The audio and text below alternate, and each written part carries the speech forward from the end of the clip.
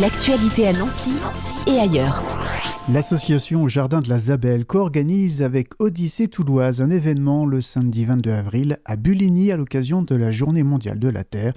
Les explications en compagnie d'Isabelle, présidente de l'association Au Jardin de la Zabelle. C'est donc à Bulligny, entre Colombey-les-Belles et Toul. C'est le samedi 22 avril et là, on s'est inscrit dans la date fixée par cette journée mondiale, Journée mondiale de la Terre 2023, qui a lieu depuis plusieurs années. Et donc, c'est Sylvie Randy, présidente de l'association Odyssée Touloise, qui est venue me trouver un jour, qui me dit j'ai envie qu'on interagisse tous les deux, nos deux associations, à cette occasion, Journée mondiale de la Terre. Et nous, ça tombe bien parce que en dehors de notre événementiel, avec les rencontres d'écologie humaine, en 2021, on a ressenti la nécessité de faire quelque chose d'autre que l'événementiel et est née l'idée de créer une randonnée pédestre à l'intérieur de notre village, qu'on a appelée randonnée du Pivert, parce que c'est une randonnée qui met en l'honneur nos arbres fruitiers remarquables. On est dans un territoire où il y a beaucoup de vignes, ça tout le monde le sait. Ah bien c'est sûr, les côtes le de Toulois Toul. est connu. Oui. Mais on a aussi beaucoup de vergers magnifiques et pas que des mirabelles. Bon, bien sûr, il y a beaucoup de mirabelliers, mais il y a beaucoup d'autres choses. Et on a des poiriers centenaires, des noyers qui ont des envergures de 25 mètres, etc. Et moi, j'habite depuis très peu à Bulligny, j'habite depuis 7-8 ans. Et en fait, personnellement, déjà, j'étais tombée complètement amoureuse du paysage. Et peut-être, on s'est dit en réunion de bureau, peut-être cette association, ça peut être ça aussi, pour être à Bulligny dans quelque chose de plus pérenne, vous voyez ? Oui. Parce qu'un événement, c'est ponctuel, c'est éphémère. Alors que là, une randonnée, tout le monde pourra y aller. On est dans un secteur où il y a beaucoup de randonnées. Et donc, 2021, on est parti sur un projet triennal 2021, 2022, 2023. Mise en beauté artistique des deux entrées de village et créer une signalétique autour de 12 arbres fruitiers remarquables. Donc, il va s'arrêter normalement cette année, ce projet-là.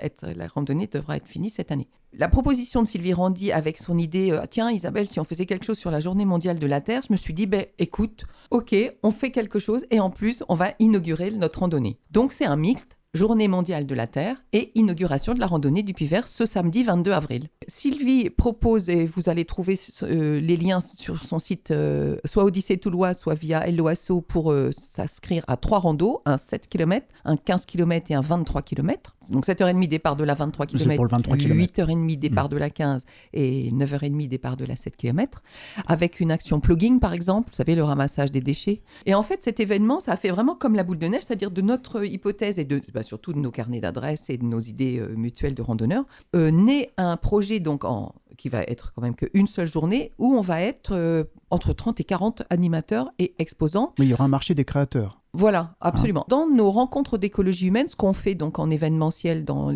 par exemple à la Cité des Paysages ou dans nos sites d'essaimage, c'est toujours construit sur 5 verbes piliers. Accueillir, donc ça c'est notre petite équipe d'accueil. Vendre, informer, expérimenter et exposer. Et si vous mettez les 5 verbes l'un au-dessus de l'autre et que vous lisez la première lettre, A, V, I, E, ça fait la vie. Vendre, on s'est dit pour le 22 avril, on garde notre concept, nos 5 verbes piliers. Donc nous, on sera là en accueil. Vendre, il y aura un grand marché de producteurs. Informer, des tables rondes. Expérimenter, il y aura des ateliers, soit à l'intérieur, soit à l'extérieur, évidemment, puisqu'on a aussi invité le soleil. Et exposer, il y a toujours des démarches artistiques, parce que contrairement à ce qu'on a entendu en 2020, l'art est essentiel à notre bien-être intérieur. Et donc des expositions, il y aura même de la musique en fin de journée, je crois. Voilà, on finira en chantant. Bien sûr. Donc voilà, marché de créateurs, marché de producteurs locaux, des expositions, des tables rondes, de la marche à partir de 7h30, 7, 15 ou 23 km pour découvrir cette randonnée du Pivert et à partir de 9h30 pour le marché. Absolument. Donc le marché de créateurs, c'est entre 9h30 et 17h30